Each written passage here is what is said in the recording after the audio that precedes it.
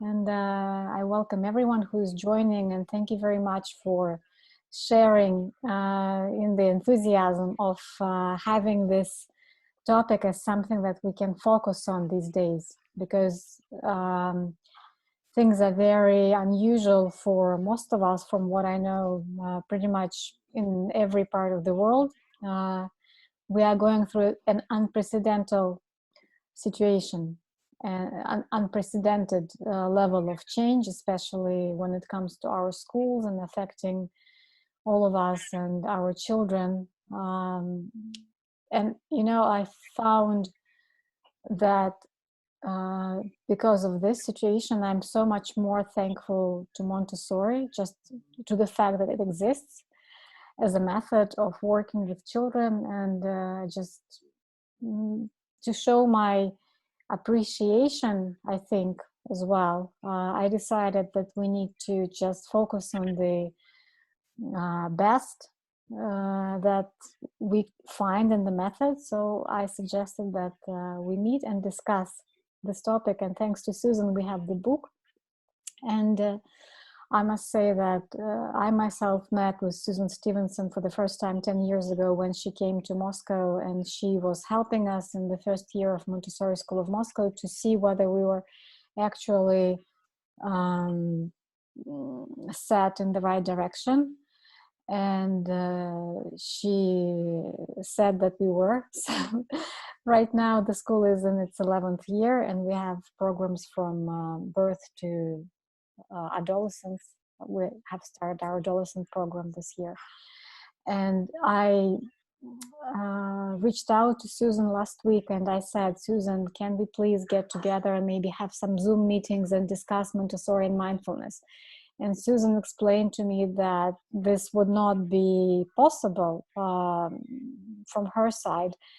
And then she really supported this idea of having a book club. So here we are, and this is our first meeting. And let's talk about what brings us here, why each of us is here, and maybe just, you know, very briefly, because we have a 1 hour process. And so whoever wants to speak, please either just turn on your microphone or raise your hand. What's best for you?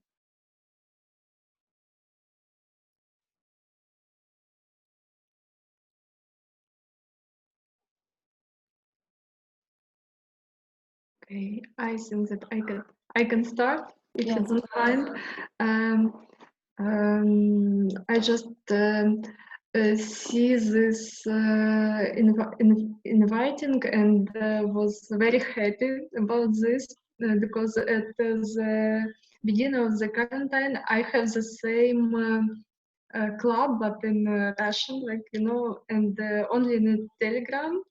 And we also read about Paula Polk, book of Paula Polk, and I have a lot of feedback. And the main idea is that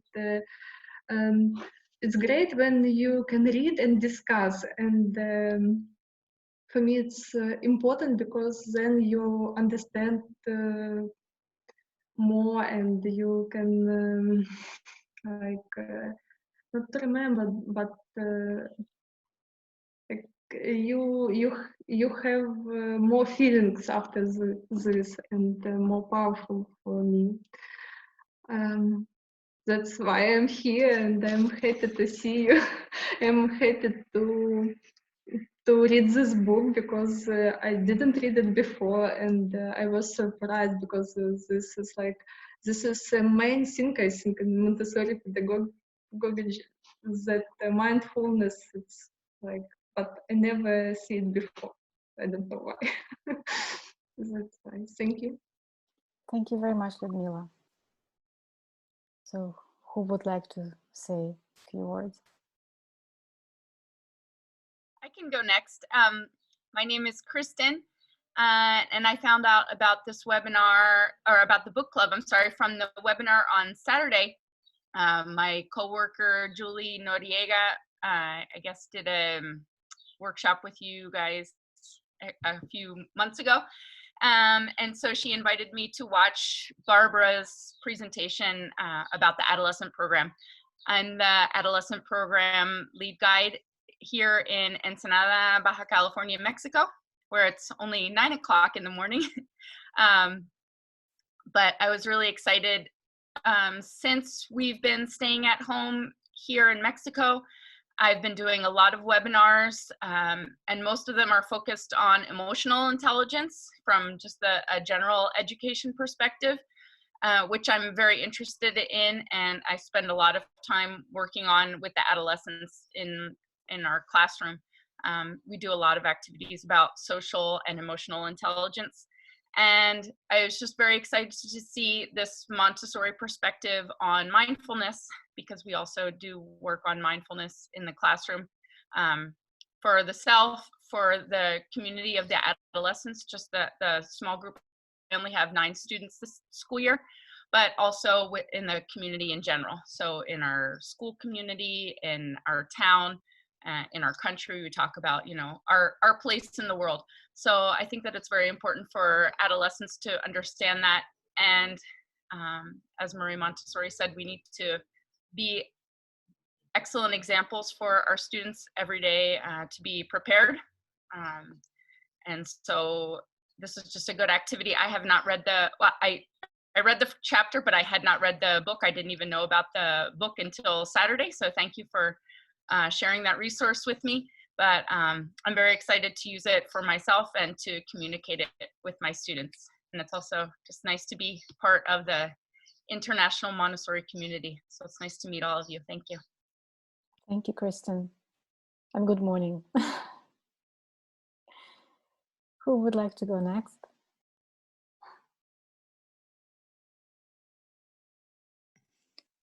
Hello, my name is Wana and I'm from Romania. I found out about this book read from our Montessori school. My 2-year-old will attend a Montessori school in September.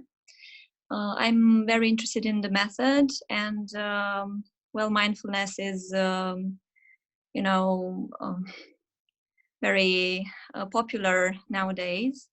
So I was very intrigued to find the connection between Montessori and mindfulness. And as I read the first page, which was used as, I don't know, a screenshot from the book, I wasn't sure that I agreed with mindfulness being just about, you know, being in the present.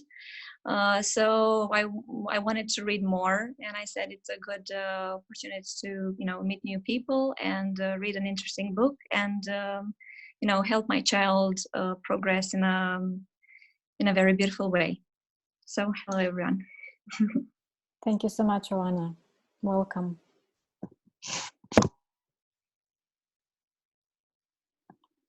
So someone else?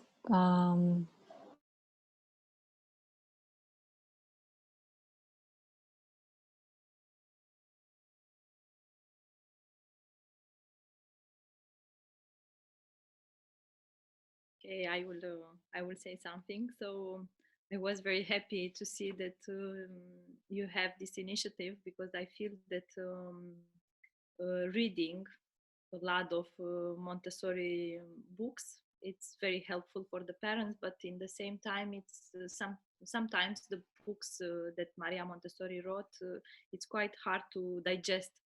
So thanks to people like Susan who are writing these days, it's very easy to come closer to the philosophy.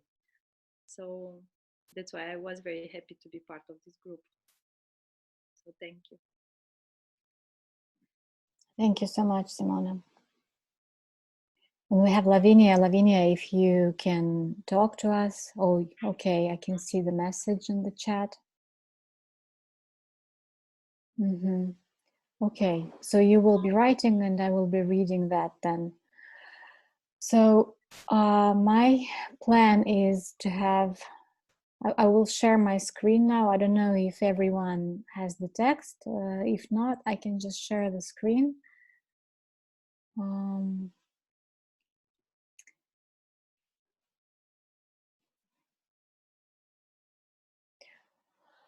So this is what really brings my attention.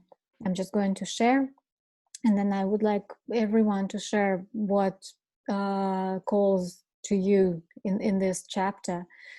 So to me, this reference to the fast-paced, sometimes hectic lives, this is exactly what's going on right now. I think for myself, even though I'm having a generally secluded lifestyle, still this really affects me right now. I can really feel this pressure from the information, from the changes, from all this which I perceive to be the outer environment. And then this phrase that we seem to be always focused on the future and never quite caught up. This really rings a bell with me, focusing on the future rather than just being and living in this day. And then again, this reference to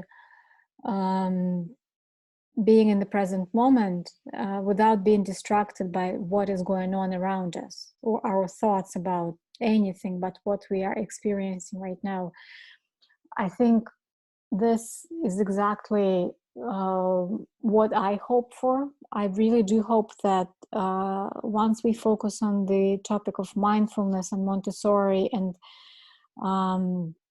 think more about why we are actually drawn to this occupation, why are we drawn to setting up those environments where children can experience flow and where they can really concentrate on their work.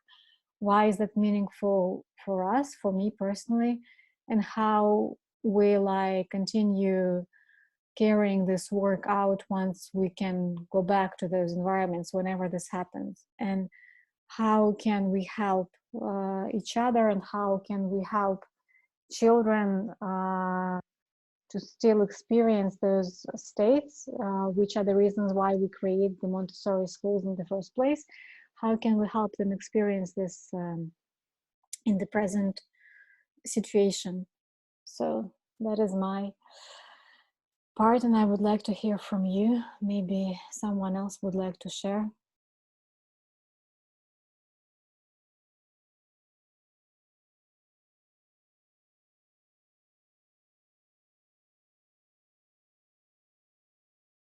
Well, I'll start.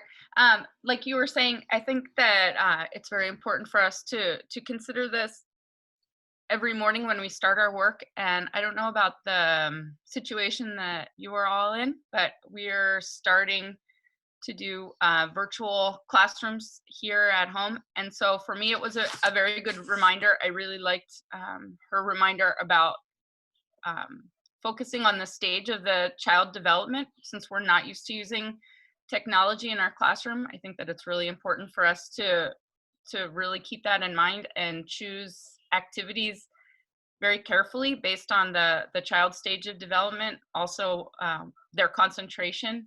What can they concentrate on? Also giving clear instructions.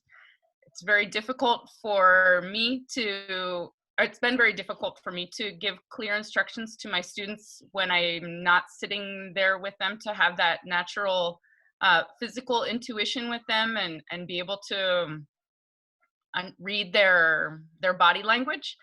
And also to respect and protect the stage of development that they're in right now. That was one of the reminders that stood out mostly to me in this reading, and made me think about the work that I'm doing right now. Thank you so much.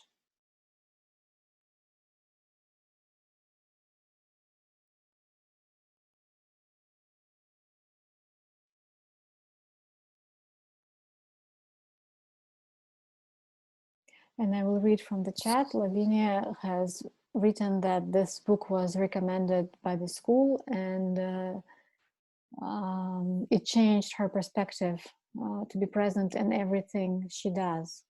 Thank you for this contribution as well. I would like to say a few words.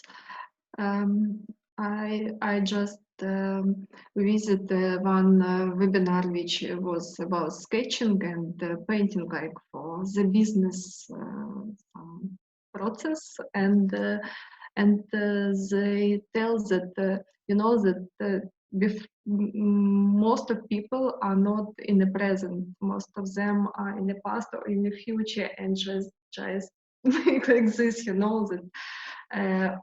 And this trainer told that when you start to drawing, the person is involved and start to be in the present when he observe how you draw, and then you can explain clearly to him, and he can hear you.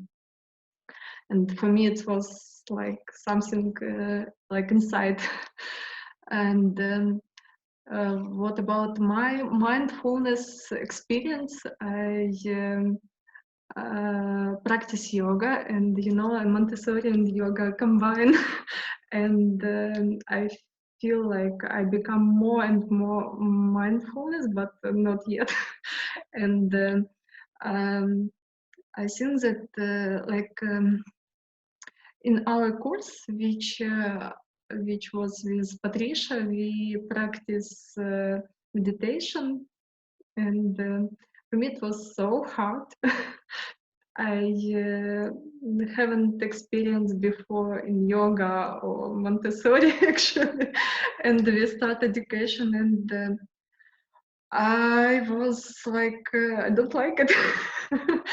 Yes, and then after that, like in a yoga class, and then we have meditation. It was also very strange for me, and I have only 3 times experience when I have really like I feel this effects of meditation in a moment. One of this experience I want to share with you because it was really funny when I went to the conference, and I leave my class with my colleagues, and one of them has something on her skin, and she wrote me that I went to the doctor, and she tells that she thinks that this is a scrabble. Don't know how this when you start to scrabble. I think in English. Itch. Yeah. Some kind of itch. Yes, and it's very заразное. Contagious. Yes, it's a very contagious disease, and before she is not sure because we need to wait for a few days for the results of the exam. And I'm in a conference, and my colleagues in the class, and it was so stressful for me. You know, I don't know what to do. I even can't listen this conference. I can't eat. I can't go to like. I was shocked. And one of the girls, which we live together, she told me, you know that I will try to do meditation. Would you like to do it with me? I think that I see that you are so nervous, and I can relax, and everything finish very fast and clearly, and everything like I just understand that I can't change anything, and just need to relax, and it's really helped me. And after that, I tried to do it like when I have some feeling like I am nervous or something like this, or feel bad. Sorry. Thank you. Thank you.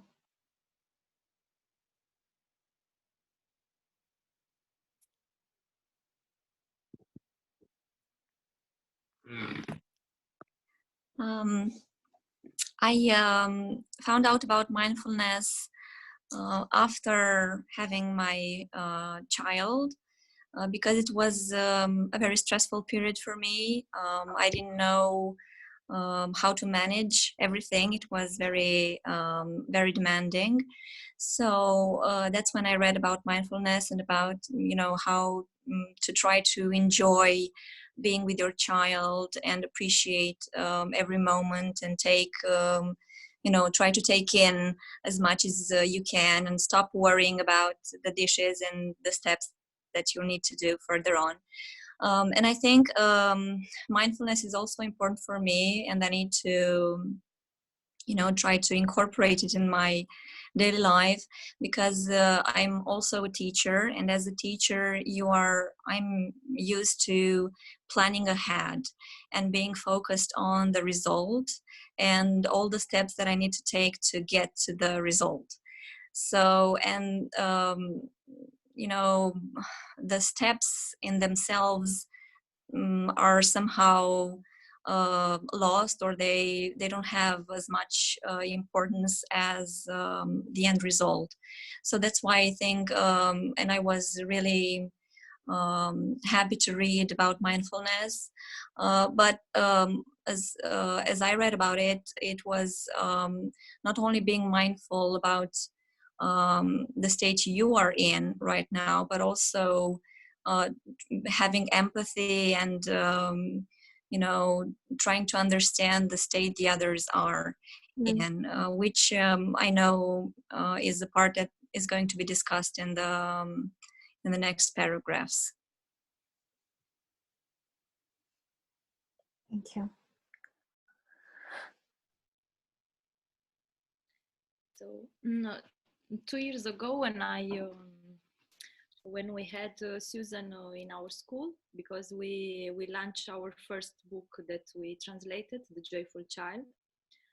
We were talking about what to translate next book, and Susan was asking me, what about Montessori and Mindfulness? Did you read it? And I was like very, how to say, reluctant, because I knew what mindfulness, what kind of information existed on the market at that point, and also now a lot of information, and most of them I didn't trust, and I didn't feel that it's a match with Montessori. So I told her that I was very sincere, and I said, I'm afraid that I'm not ready to read that book, first of all, myself, so I don't think I can translate it, but I will keep an eye. So this was happening in September. So in January, I got some courage. I bought the book, so I started to read it. And in the first chapter, I was just convinced, because she's saying there that it's not only to be in the moment, to live in the present, and to concentrate on what you are doing, but also to be mindful about the relation with other people, and to be very thankful and thankful at the others. So I was thinking, okay, this is really Montessori. So maybe I should change the title, but not translate into Romanian mindfulness, not to create this confusion, but to give the people the chance to find out what exactly is mindfulness. So it's quite amazing. And even I read it a few times. Today, when I read again the first chapter, I was, oh my God, it's amazing. It's so helpful. So yeah, this was my experience with mindfulness and Montessori. Thank you.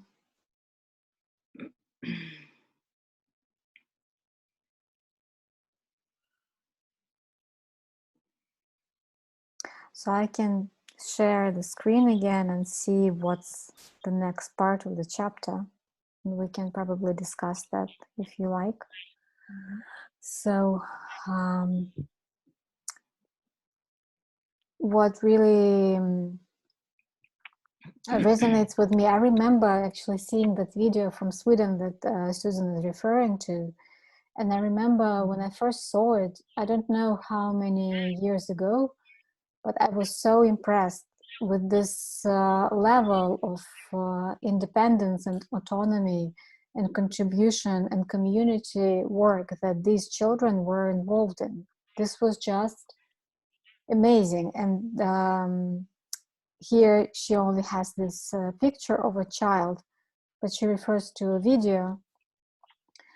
And this connection, right, between what one person does with the help of mindfulness and how it affects in a very positive way the lives of others, how it affects the community. And someone mentioned this already today. And what I specifically appreciate, and I think this has been helpful for me personally in the past, starting to practice mindfulness did help me to connect with myself, first of all, and it started helping me find appreciation for other people and for where they are, and specifically understanding what happens right now these days in this unusual situation, understanding that many people are stressed and that people react differently to stress, and that everyone, of course, does the best that they're capable of these days, and mindfulness helps find appreciation for what people do and not focus on what I am unhappy with them not doing. So that's my part on this part of the book, on this part of the chapter, and please share as well.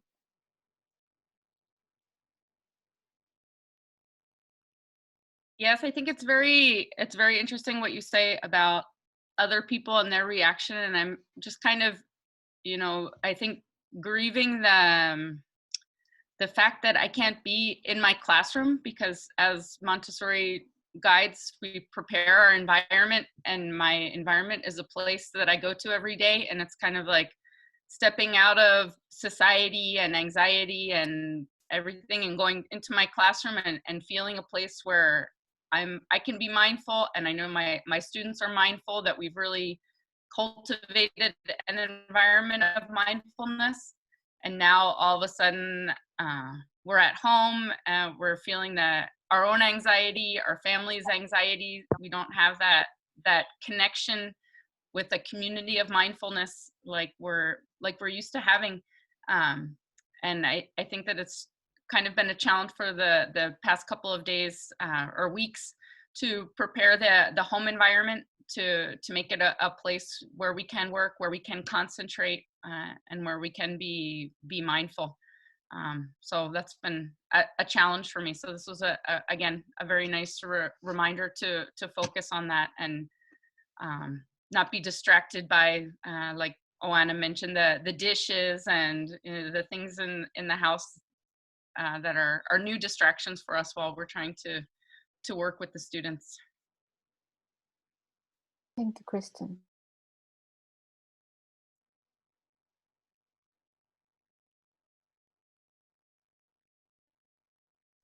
And I can see, Simone, you sent a link. Is that to that video in Sweden, or is that something else? A YouTube link you sent. I can hear you because your microphone is off. No, it's the girl from the book. Right. The video from the infant community in Sweden. Yeah. Okay, so we can all watch it and enjoy at some point. Thank you.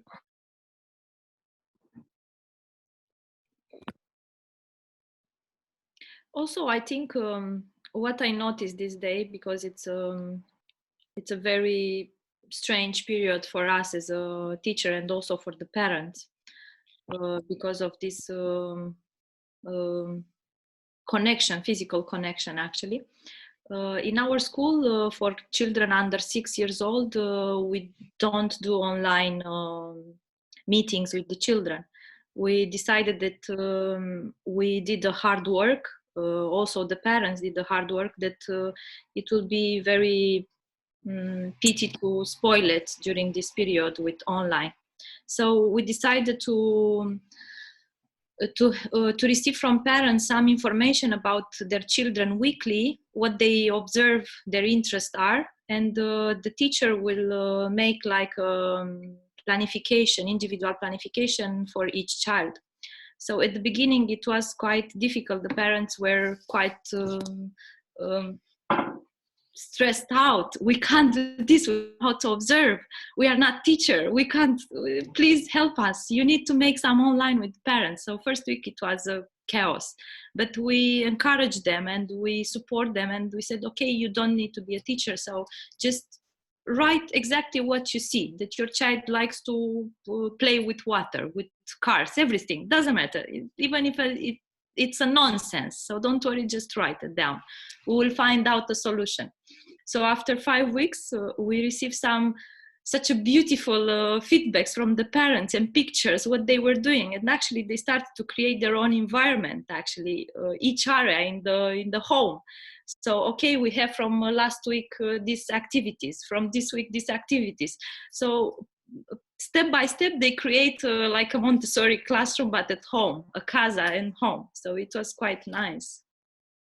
So I think this is also to be very mindful, and to be very mindful regarding the others and try to support each other, because it's very hard for the parents to be 24 hours with the children, and also having the pressure that the child will lose something during this period. But okay, under 6 years old, there is no curriculum. You need just to bring to the child all the environment, all the universe in the environment. But for the parents who have children like you, Valentina, who are older than 6 years old, it's quite a pressure. So I can understand that it's very difficult for them. So I think we need to be first therapists for parents and try to give them all our support. And thank you for this example that you shared, with this courage that you had to practice, and the fruit that it brought after 5 weeks. That's an inspiring example. Thank you for that.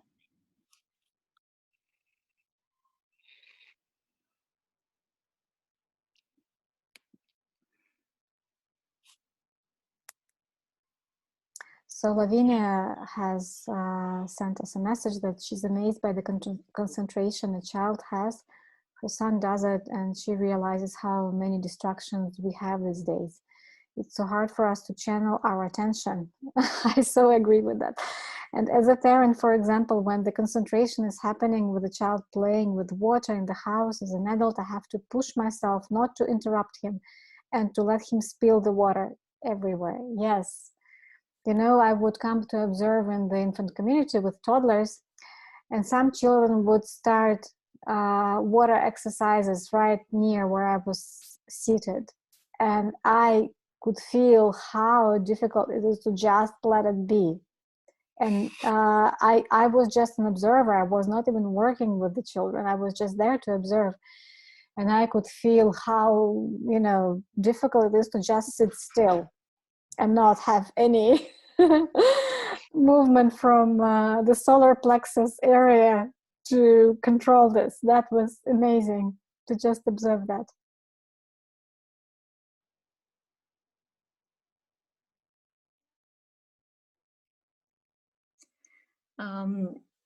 I have to use my experience as a teacher one more time. As a teacher, you know, I am used to being, you know, paying attention every step of the way, and also making some corrections every step of the way. So this is where I find it difficult with my son, trying to stop myself and not being so focused on the mistakes and on the errors, and being mostly interested in the process and in his you know, development, in his happiness while he's doing an activity. And one thing that I've read, I think in Simone Davis's book, and she said that we need to set them up for success. So that's what I'm trying to do when I try to prepare an activity for him. I try to make sure that I'm okay with him spilling water on the floor, that I'm okay with him, you know, having rice everywhere around the table, and that I'm okay with us cleaning together. But it was extremely difficult at first, trying to, you know, just stay there and watch. And also the most amazing reward was having him working on something without calling for me and inviting me for more than 5 or 10 minutes. And I texted my husband and I said, you know, it's been 10 minutes. He's been playing with this rice, scooping and pouring. And after 10 minutes, he decided to tell me about something that's happening there. So, which didn't happen before. He was always calling me and trying to show me and asking me asking for my help. And that was also rewarding. And I'm trying to find more activities like this. And I'm also really excited about him attending a Montessori school where I know that he has this environment which is prepared for him, and an environment which I simply cannot, set up every day and have him being concentrated in an activity for such a long time. But yes, it's been difficult for me to stop interrupting and to stop correcting. So that's where mindfulness, I think mindfulness is important for me to help my child develop in a better way. Thank you so much. Yes. Yeah, it's absolutely true. I want to say that when you work with or try to work with your children, it's absolutely different when you work with children in a community. You can observe, you can give them this choice to make a mess, and this is a community, it's not a house, and it's much more easier. And for me, it's very like when I observe new children which came in a community, and when you work, you don't see these changes which is become with the children, and you just sometimes you just feel like, is it Montessori? Sometimes it's happened. And after new children comes, I work with children from 1 to 3 years, and when new children come in the middle of the year, and you observe how you understand this difference, and you start to understand this what happened is in your classroom. Yes, but I agree with Joanna, that it's really hard at home to make it. Okay, thank you. Thank you so much.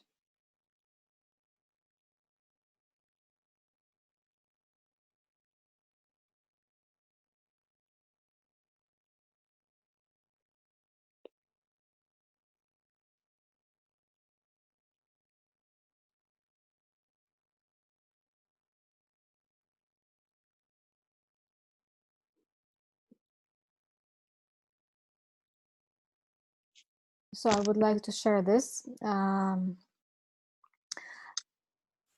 Children can develop their own natural tendencies to relate to others and their environment with respect and love. What really helps me here is the reminder that this is a natural tendency in children and in all of us to relate to others and the environment with respect and love. And there she goes, we understand that in Montessori practice we have the secret of giving the experience of mindfulness to children, but what about us? And I think this is exactly, for me, this is exactly the reason why I suggested that we get together and discuss this book, because it's all about starting with myself. I cannot truly, that's been my experience, I cannot truly share anything with others and children especially if I have not practiced this myself. Of course I can try to share, but just with a strong level, with a high level of control, but that's not something that can sustain itself. It's not something that can go on for a long time. And that's why there was this comment about teaching and not correcting the child, right? And setting the child up for success. But I am strongly convinced that once I am able to give this to myself and not scold myself for mistakes, but rather set myself up for success, that will just naturally continue and, you know, transfer to my relationships with children and everyone else. And then Susan talks about this video, which Simona shared with us, that each time she watches this video, she watches others, other videos or pictures, she sees something new. And I look forward to watching that later. And I wonder what is that I'm going to see now. And I also like that reminder that the more we learn about human development, the more we see and the more we are. So it's a constant process for us as well. Parents and teachers now, I think parents even more so are given this opportunity to practice mindfulness with the children. And as long as we can remind all of us that this is an opportunity and it's not a burden, as long as we are not too hard on ourselves as adults, I think we're actually going to use this opportunity better rather than not. So that's what I wanted to say, but maybe you also have things to say about this passage.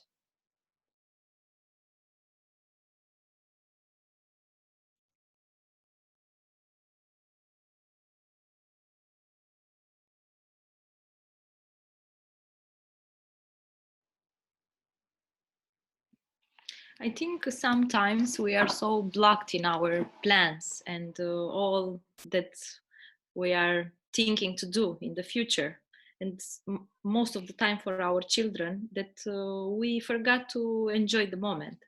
And for me, I realized that the only moment when indeed I'm in the present is only when I'm in the classroom with the children, because the children, they don't allow you not to be in the present. Like having a 28 children in a classroom, if you are not in the present, the classroom will be totally chaotic.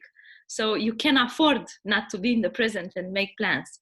But while I'm in the office and meeting with parents or making enrollments or meeting with the staff, all the time I'm blocked in plans, all the plans. And then I realized that the relation with other people, other adults, sometimes it suffers because I'm not there. I'm not trying to support them and to listen them carefully, and I'm thinking how to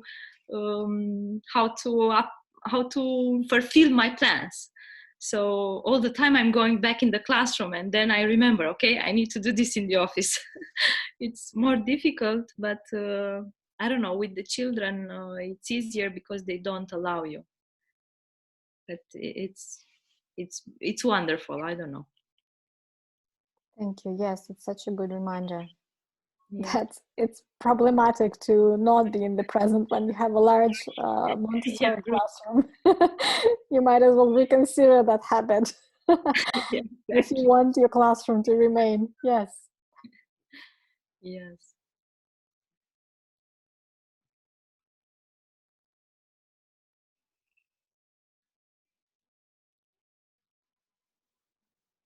Also because we judge. Now I realize, because when I'm in the classroom with children, I'm trying. At the beginning it was a struggle, as Valentina said, that it was not coming natural. I was coming in the classroom and I was thinking, okay, today this child is going to do the same thing, because I was used to it. So it was a label put on the child and the child was acting accordingly.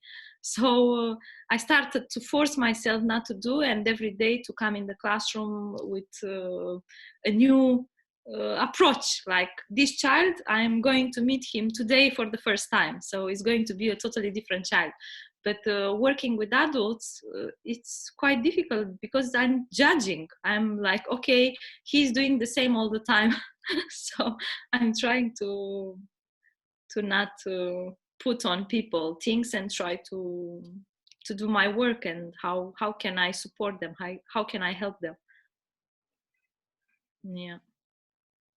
You know, we had a conference with Peter Davidson, if I'm not sure, well, a couple of weeks ago. And again, he talks about this topic of practicing the same attitude that we practice with children, with the other adults, because everyone deserves this non-judgmental, humble attitude towards them. And I strongly agree that practicing this approach, you know, just meeting every day as a new day with fresh eyes, is something that can immensely help us in any occupation, no matter if we are in administration or if we are in the classroom or if we are just, you know, in our family. Yeah. Because once we carry this past and future with us, it's basically done. You know, like the present moment just stops existing for us, and we stop existing. Actually, we become those habitual behaviors rather than being just, you know, the mindful person present in their own life. So that's such a good example you gave. So thank you.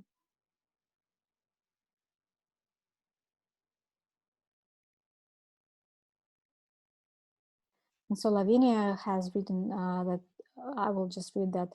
I have learned so fast from my son that whenever I give his a toy thing, he will use it in such a different way.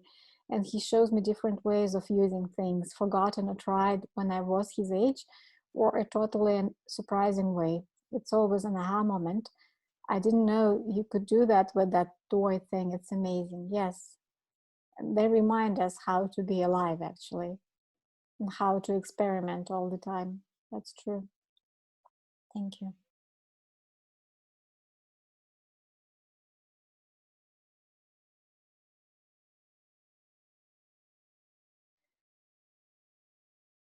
I want to say a Yes. few words about mindfulness and about non-violent conversation. When at first you think about what I'm feeling, and I recognize that I blocked my feeling. You know, that I just do it very often, and I block my feeling. I block my wish very often because. I also recognize this when this quarantine is finished, was start. I just think about, oh, it's great time for do everything which I was dreaming about. I read the book and painting, and now after these few weeks, I understand that. Um, for me now it's easier to recognize my feeling and to understand what I want, and I hope that in the future I will be more um, more mindful for myself. You know, that it's very important because like before the quarantine I feel like I was so tired, and I don't know why. Maybe because I blocked everything. Like I have lots of what to do, and don't pay attention what I need. Thank you. Thank you so much. And I think, you know, like I had this thought that if not the quarantine, I guess we wouldn't be meeting here and reading Montessori and mindfulness book. Like me, for sure, I wouldn't be doing this because I'd be busy with other things. But because I'm limited in the options, you know, this comes to mind. Okay, this is important. So it's a blessing, I think. And Kristen shared with us a link to a podcast about being an emotional scientist versus an emotional judge. And yes, the Calm website and application. I actually have downloaded the Calm application in September, I think, and I have been listening to this every day. And you know, I downloaded that for the fairy tales. I thought I would be listening to the fairy tales, but then in the end, it didn't prove to be something that I really enjoy. But I enjoy those 10-minute short meditations which are guided, which have a story, which have a quote, and that really keeps me focused, like gives me a certain containment at the beginning of my day when I usually listen to that. And when I don't do that, I'm a little bit, you know, distracted and lost in my thoughts, because when I wake up, of course, I have the thoughts wake me up usually, and I'm caught up in this past, future, whatever was happening. And yes, I do need structure. I have found that when there is a structure which I can connect with, that makes it so much easier to practice. So thanks for sharing that. So I'm very thankful that we had this first meeting, the first discussion, and this chapter is very short. So I thought, okay, we can start quickly without preparing for too long. But then I can see that the other chapters in this book are much longer. So I am hoping I will be able to read them in advance, because this one I read when I got the book, and then I read it again just before the meeting. But my idea, of course, is to give it some time and read and reflect, and then come and discuss and share what happened with us while we were reflecting on this reading. So let's do it again 1 week from now. And if you have things that you would like to share now, let's do that.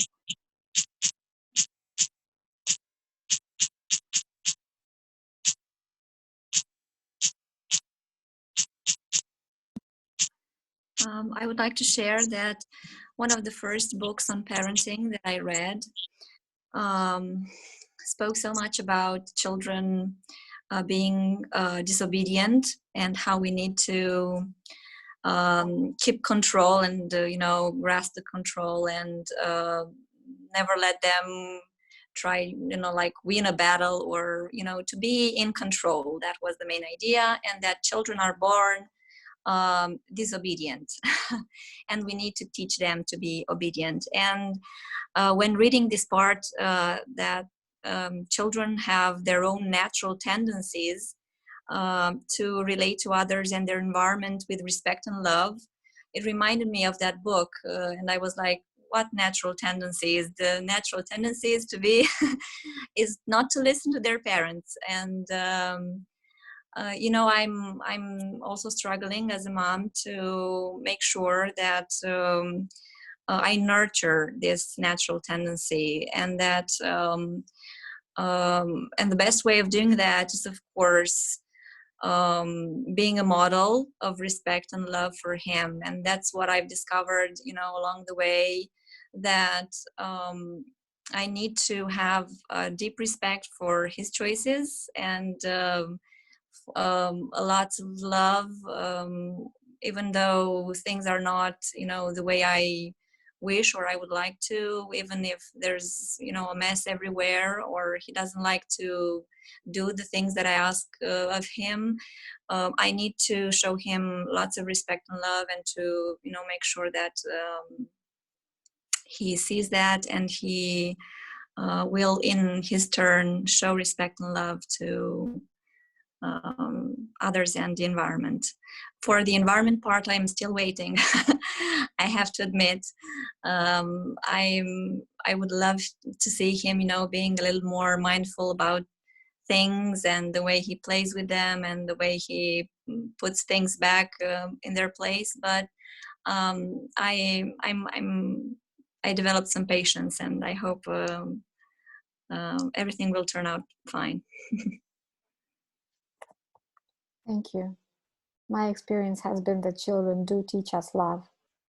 Really, it's only with the children in my life that I started to really observe and really learn day by day what it is to love. Really, like what is it? Like what does this mean? Not an abstract concept, but some people say love is a verb. Some people say other things, but really, for me, this has been connected with children in the first place, not anyone else really, or not as much anyone else as children.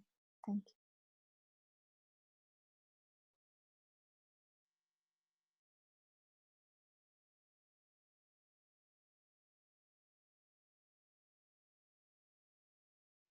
Thank you so much. Should we part for today, or should we say more things? Should we share what we are living with? I am personally living in a much more peaceful and relaxed state than what I came in with. So thank you for this. Thank I you. need to go, so I'm sorry. Thank you so much, Valentina. I'll see everyone next week. It was great to meet all of you. Thank you. Thank you, everyone. Thank you, Varia. Yes, bye. Thank you. Bye. Bye. Have a good week. Thank you. You too. Bye bye.